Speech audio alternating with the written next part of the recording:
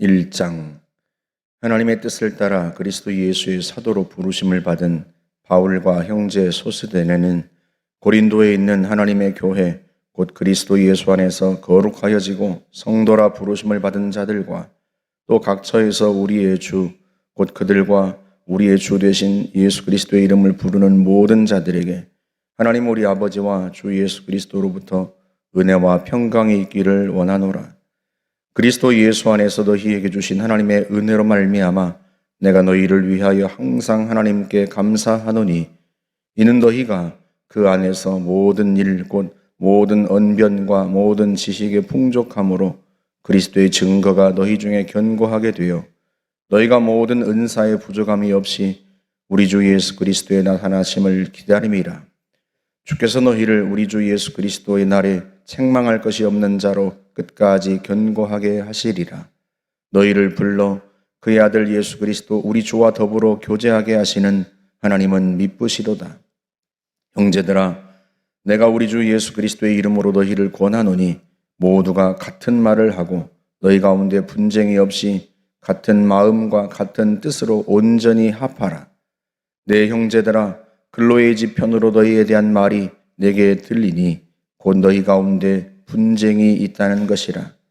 내가 이것을 말하거니와 너희가 각각 이르되 나는 바울에게, 나는 아볼로에게, 나는 게바에게, 나는 그리스도에게 속한 자라 한다는 것이니 그리스도께서 어찌 나뉘었느냐?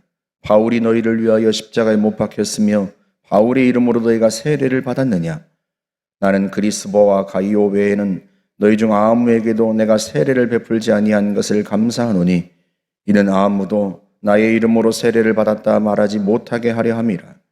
내가 또한 스데바나 집 사람에게 세례를 베풀었고 그 외에는 다른 누구에게 세례를 베풀었는지 알지 못하노라.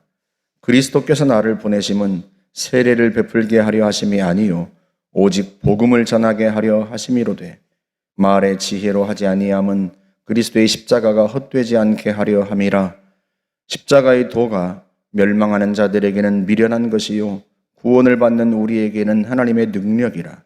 기록된 바 내가 지혜 있는 자들의 지혜를 멸하고 총명한 자들의 총명을 폐하리라 하였으니 지혜 있는 자가 어디 있느냐? 선비가 어디 있느냐? 이 세대의 변론가가 어디 있느냐? 하나님께서 이 세상의 지혜를 미련하게 하신 것이 아니냐? 하나님의 지혜에 있어서는 이 세상이 자기 지혜로 하나님을 알지 못하므로 하나님께서 전도에 미련한 것으로 믿는 자들을 구원하시기를 기뻐하셨도다. 유대인은 표적을 구하고 헬라인은 지혜를 찾으나 우리는 십자가에 못 박힌 그리스도를 전하니 유대인에게는 거리끼는 것이요 이방인에게는 미련한 것이로되 오직 부르심을 받은 자들에게는 유대인이나 헬라인이나 그리스도는 하나님의 능력이요 하나님의 지혜니라. 하나님의 어리석음이 사람보다 지혜롭고 하나님의 약하심이 사람보다 강하니라. 형제들아, 너희를 부르심을 보라. 육체를 따라 지혜로운 자가 많지 아니하며 능한 자가 많지 아니하며 문벌 좋은 자가 많지 아니하도다. 그러나 하나님께서 세상에 미련한 것들을 택하사 지혜 있는 자들을 부끄럽게 하려 하시고 세상에 약한 것들을 택하사 강한 것들을 부끄럽게 하려 하시며 하나님께서 세상에 천한 것들과 멸시받는 것들과 없는 것들을 택하사 있는 것들을 폐하려 하시나니 이는 아무 육체도 하나님 앞에서 자랑하지 못하게 하려 하심이라. 너희는 하나님으로부터 나서 그리스도 예수 안에 있고 예수는 하나님으로부터 나와서 우리에게 지혜와 의로움과 거룩함과 구원함이 되셨으니 기록된 바 자랑하는 자는 주 안에서 자랑하라 함과 같게 하려 함이라. 아멘. 바울은 2차 전도 여행 때 마게도니아의 첫 성인 빌립보를 시작으로 해서 데살로니가, 베레아, 또 아테네를 거쳐서 고린도까지 오게 되는데요. 고린도에서 복음을 전하던 그때 상황을 사도행전 18장 9절에서 이렇게 말씀을 합니다. 밤에 주께서 환상 가운데 바울에게 말씀하시되 두려워하지 말며 침묵하지 말고 말하라. 왜 주님께서 바울에게 이렇게 말씀하셨겠어요? 그가 두려워하기 때문에 그런 거예요. 실제로 고린도전서 2장 3절에 보면 내가 너희 가운데 거할 때 약하고 두려워하며 심히 떨었노라 그렇게 고백을 합니다. 그래서 주님께서 두려워하지 말고 침묵하지 말고 말하라 하고 환상 중에 바울에게 말씀하셔야 했던 거죠. 이어서 주님이 말씀하십니다.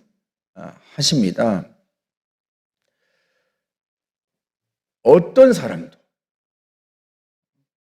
너를 대적하여 해롭게 할 자가 없을 것이니 이는 이 성중에 내 백성이 많음이라. 내가 너와 함께 있음에 어떤 사람도 두려워하지 마라. 어떤 사람도 너를 해롭게 할 자가 없을 것이다.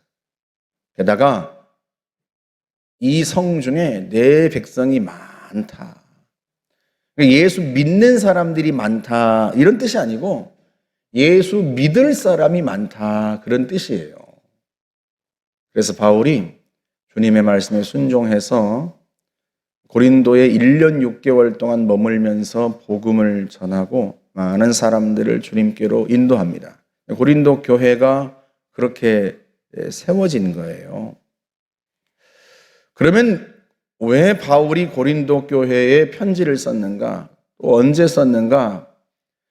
바울이 3차 전도 여행 때 아시아의 수도였던 에베소에 머물면서 복음을 전하는데요. 지금의 아시아라는 뜻이 아니라 그 당시 지금으로는 터키 지역인데 그 당시에 로마령으로 아시아라 불렸던 곳이 이제 지금의 터키 지역입니다. 그 수도인 에베소에서 3년 정도 머물면서 복음을 전해요. 그런데 그때 고린도 교회 성도인 글로의 집안 사람들이 바울에게 와서 교회에 큰 문제가 생겼다고 이야기를 합니다. 11절에 보면 내가 글로의 지편으로 너희에 대하여 내게 들리니 곧 너희 가운데 분쟁이 있다는 것이라.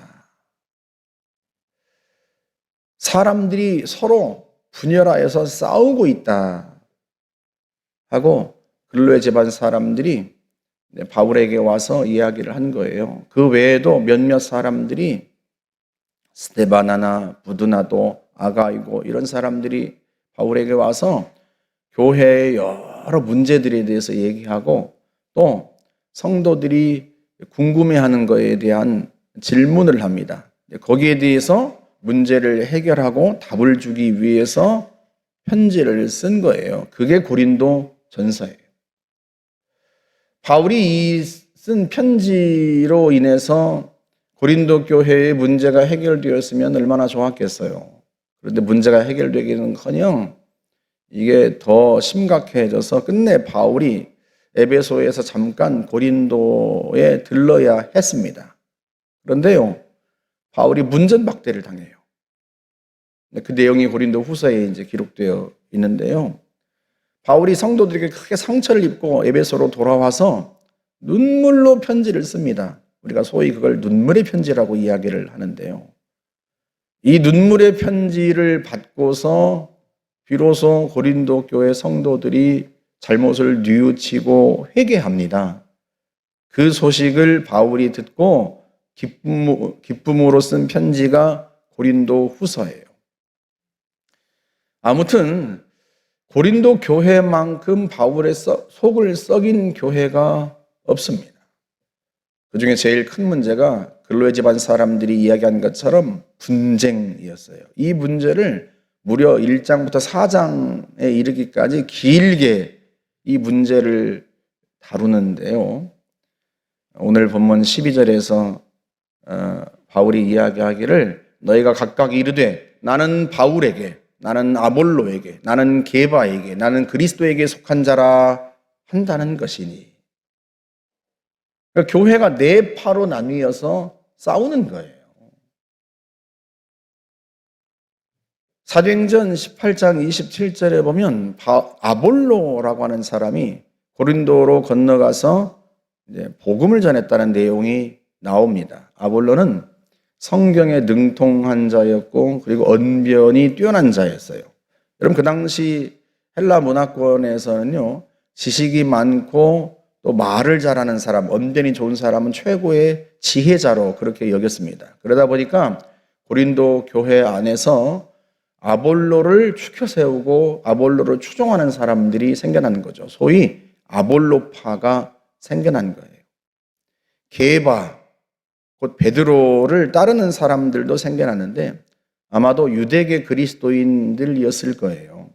예수님의 12 제자였던 12 사도 중에 하나였던 베드로를 제1로 치고 아니다, 아볼로가 아니라 베드로가 제일 뛰어난 제자고 우리는 그를 따를 것이다.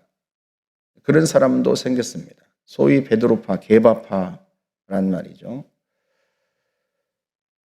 바울파는 뭐 당연히 고린도 교회를 세운 바울을 따르는 사람들일 테고요. 심지어는 나는 그리스도파다 이런 사람도 생겨났어요. 이게 좋은 의미에서 내가 그리스도에게 속한 자라 이런 의미가 아니라 나는 이 꼴 저 꼴 다 보기 싫다. 나는 그리스도파다 이렇게 말하는 사람들. 그러니까 부정적인 의미에서 나는 너희들 다 꼴도 보기 싫다 이렇게 말하는 사람들도 생겨나고요. 그러니까 이렇게 네 파로 나뉘어서 서로 싸우는 거예요. 바울이 거기에 대해서 일침을 가합니다. 13절에서 그리스도가 어찌 나뉘었느냐? 바울이 너희를 위하여 십자가에 못 박혔느냐? 바울의 이름으로 너희가 세례를 받았느냐? 바울이요, 본질적인 것부터 시작하는 거죠. 바울파라니, 게바파라니, 내가 너희를 위해서 십자가에 죽기라도 했단 말이냐? 내가 너희가 내 이름으로 세례를 받기라도 했단 말이냐? 아니 어떻게 그리스도께서 나뉘어가지고 교회는 그리스도의 몸인데 그리스도의 몸인 교회가 네 개로 찢어져서 서로 다투다니. 그리고 그들을 책망합니다. 그리고 인간의 지혜, 그들이 소위 추종하고 자랑하는 그 지혜로운 사람들, 지혜자들, 능력자들, 그 인간의 지혜를 하나님께서 폐하셨다고 이야기를 해요. 하나님께서 지혜 있는 자들의 지혜를 멸하고 총명한 자들의 총명을 폐하시리라. 그렇게 말씀하지 않으셨느냐? 왜 하나님께서 사람의 지혜를, 인간의 지혜를 폐하십니까? 무엇으로 폐하셨어요? 무엇으로 인간의 지혜를 다 없애버리셨어요? 다 무력하게 만드셨어요? 십자가로. 왜 하나님께서 십자가로 인간의 지혜를 무력하게 하고 폐하셨습니까? 이 세상이 자기의 지혜로는 하나님을 알지 못하기 때문에. 그래서 하나님께서 사람들이 미련하게 여기는 전도라는 방식으로, 곧 십자가에 달리신 예수 그리스도를 전하는 방식으로 그렇게 해서 믿는 자를 구원하셨다는 거예요. 인간의 지혜로는 결코 하나님을 알지도 못하고 구원에 이르지도 못해요. 그런 지혜가 다 쓸모없다는 것을 하나님께서 보여주시기 위해서 하나님은 지혜로 사람을 구원하는 게 아니라 십자가에 달리신 그리스도로 구원하신단 말이에요. 그 그리스도를 전함으로써 구원하셨어요. 믿는 자를 구원하신 거죠. 그렇게 해서 인간의 지혜를 무력하게 만든 것입니다. 그래서 22절에 유대인은 표적을 구하고 헬라인은 지혜를 찾으나 우리는 십자가에 못 박힌 그리스도를 전하니 유대인에게는 거리끼는 것이요 이방인에게는 미련한 것이로되. 유대인에게는요 십자가에 달린 그리스도가 거리끼는 거예요.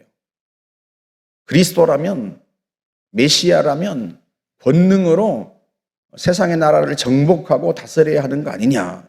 그런데 어떻게 그리스도가 로마 군병의 손에 붙잡히고 십자가에 달려서 무력하게 죽을 수 있느냐. 유대인들에게는요 이 십자가에 달린 그리스도가 거침돌에 걸리는 거예요. 헬라인, 이방인들도 마찬가지예요.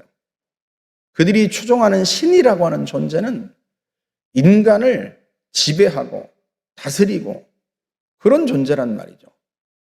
그러면서 노동은 인간에게 맡기고 신은 지혜를 말하는 그런 존재들인데, 아니 어떻게 신이라고 한다면 그가 무력하게 인간에 의해서 인간에게 붙잡혀서 십자가에 죽을 수 있단 말인가? 그건 지혜도 아니다.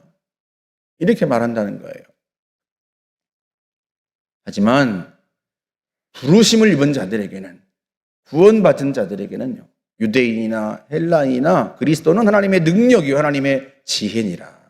예수 그리스도야말로 하나님의 능력이고, 유대인들이 찾는 것처럼 세상을 정복하는 자가, 권능으로 정복하는 자가 능력이 아니라 십자가에 달린 그리스도야말로 하나님의 능력이고, 십자가에 달린 그리스도야말로 하나님의 지혜다. 그 그리스도를 전함으로써, 지혜를 풀어 말하는 게 아니라 그 그리스도를 전함으로써 믿는 자를 하나님이 구원하셨다. 그렇게 해서 하나님께서 세상의 지혜를 패하셨는데, 너희는 어쩌자고 누가 더 능력 있고 누가 더 지혜로운 리더냐, 그걸로 서로 나뉘어가지고 싸우니 이게 가당키나 한 말이냐. 게다가 너희 자신을 한번 보아라. 26절에서 그렇게 말하죠. 형제들아, 너희를 부르심을 보라. 육체를 따라 지혜로운 자가 많지 아니하며 능한 자가 많지 아니하며 문벌 좋은 자가 많지 아니하도다. 바울이 많지 않다라고 표현을 썼지만요, 너희가 주님께 부르심을 받을 때, 예수를 믿을 때 너희 자신이 한번 봐라. 지혜 있는 자가 몇 명이나 되더냐? 학식 있는 자가, 능력 있는 자가 몇 명이나 되더냐? 너희 중에 가문 좋은 자가 도대체 몇 명이나 되더냐? 그러나 하나님께서 세상에 미련한 것들을 택하사 지혜 있는 자들을 부끄럽게 하려 하시며, 세상에 약한 것들을 택하사 강한 것들을 부끄럽게 하려 하시며, 하나님께서 세상에 천한 것들과 멸시받는 것들과 없는 것들을 택하사 있는 것들을 폐하려 하시나니. 하나님이 왜 너희처럼 능력 없고 지혜 없는 자들을 택하셨느냐? 너희들을 구원함으로 말미암아서 지혜 있다고 말하는 자들, 능력 있다고 말하는 자들, 그들도 얻지 못하던 구원을 너희에게 주시고, 너희로 하여금 그 능력 있다고 지혜 있다고 하는 자들을 부끄럽게 만들려고 하신 것이 아니냐. 그런데 왜 너희가 누가 더 능력이 있고 누가 더 지혜로운가, 누구를 추종해야 되는가, 그걸로 나뉘어서 싸운단 말이냐. 이는 아무 육체도 하나님 앞에서 자랑하지 못하게 하려 하십니다. 누구도 하나님 앞에서 자신의 지혜나 능력을 자랑하지 못하게 하시려고 하나님께서 세상에 천한 것들, 미련한 것들, 없는 것들을 택하셔서 있는 것들을 폐하신 거 아니냐. 자랑하려면 무엇을 자랑해야 돼요? 십자가에 달리신 그리스도를 자랑해야 되고, 십자가에 달리신 그리스도를 따라야 하는 거죠. 인간을 따르는 게 아니라. 그래서 30절에 예수는 하나님으로부터 나와서 우리에게 지혜와 의로움과 거룩함과 구원함이 되셨으니. 그러니까 예수님이 우리의 지혜예요. 내가 지혜로운 게 아니고 무슨 게바가 또 아볼로가 지혜로워서, 그게 아니라 그리스도가 우리의 지혜입니다. 그리스도가 우리의 의로움이고 그리스도가 우리의 거룩함이에요. 내가 거룩한 게 아니고요, 그리스도가 우리의 거룩함이 되어주셨어요. 그리스도가 우리의 구원함이 되셨다는 거예요. 그래서 기록된 바 자랑하는 자는 누구든지 주 안에서 자랑하게 하려 합니다. 주 안에서 자랑하려면 주 안에서 자랑하라. 좀 쉽게 표현하면, 자랑하고 싶으면 주님을 자랑하라. 네가 주님 안에 있다는 것을 자랑해라. 왜? 그리스도가 너의 구원이 되시고 너의 지혜가 되시니까. 여러분, 이건 오늘날도 마찬가지예요. 우리가 우리의 지혜나 우리의 능력이나 그걸 자꾸 앞세울 필요가 없습니다. 우리가 입을 열면 나를 드러내고 나를 자랑하고 내가 가진 뭔가를 자꾸 자랑하려고 하지 말고, 내가 입을 열면 늘 그리스도를 자랑하고 그리스도를 전해야 하는 거죠. 주님 때문에 내가 지혜로운 자가 되고, 내가 주님 때문에 내가 구원받고, 내가 본래 의로워서가 아니라, 내가 본래 착해서가 아니라 주님이 나의 의가 되어주셨다. 예수 때문에 우리가 구원받은 거란 말이에요. 그러니 우리가 자랑하려면 늘 주님을 자랑해야죠. 주님을. 그것이 이제 바울이 시작하는 논지예요. 여러분, 이 분열의 문제는 얼마나 심각했는지 1장뿐만 아니라 2장, 3장, 4장에 이르기까지 길게 이 문제를 다룹니다. 그만큼 바울은 이 교회 안에 있는 분열을 심각하게 보았다는 뜻이고요. 바울이 이렇게 길게 편지를 썼다는 것은 바울 안에 있는 성령께서 이 문제를 굉장히 심각하게 보신다는 뜻이에요. 교회는 그리스도의 몸인데 그 몸이 나뉘고 찢어져서 서로 다툰다는 것은요, 하나님께는 그게 가장 슬픈 일인 거예요, 이게 지금. 그래서 다 같은 말을 하고 같은 마음을 품으라 하는 것도, 그리스도의 몸인 교회는 나뉘는 것이 아니고요, 한 몸이에요, 한 몸. 그 안에 여러 지체가 있을 뿐이지, 그리고 그 지체가 서로 합력하여서 몸을 위하여 일하고 몸을 세우지, 서로 자기를 자랑하면서 싸우지 않는단 말이에요. 이건 은사 문제에 이르러서도 이 문제를 또 다룹니다. 고린도전서 12장에서. 그래서 저와 여러분들이요, 늘 교회 안에서 주님을 자랑하고 늘 한 마음 한 뜻이 되고, 우리가 다 그리스도의 한 지체라고 하는 사실을 결코 잊으면 안 돼요. 시기하고 다투고 싸우면 안 돼요. 고린도전서 12장에서 바울의 표현을 빌리면, 한 지체가 고통을 당하면 모든 지체가 함께 고통을 당하고, 한 지체가 영광을 받으면 모든 지체가 함께 영광을 받는다. 그래서 우리는 한 운명 공동체예요. 서로 물고 먹으면 피차 멸망할까 조심하라 하고 말씀을 합니다. 저와 여러분들이 언제나 한 마음 한 뜻이 되어서 그리스도를 자랑하고 전할 수 있기를 주의 이름으로 축복합니다. 함께 기도하겠습니다. 좋으신 하나님 아버지, 주님이야말로 우리의 지혜가 되어주시고 주님이 우리의 구원이 되어주시니 참으로 감사합니다. 우리가 늘 주님을 자랑합니다. 주님을 높입니다. 우리가 그리스도로 말미암아 구원받은 주의 백성이 되었사오니 평생에 주님을 따르며 주님을 자랑하고 모든 성도가 한 마음 한 뜻이 되어 그리스도를 전하는 자들이 되게 하여 주옵소서. 감사드리며 예수님의 이름으로 기도하옵나이다. 아멘.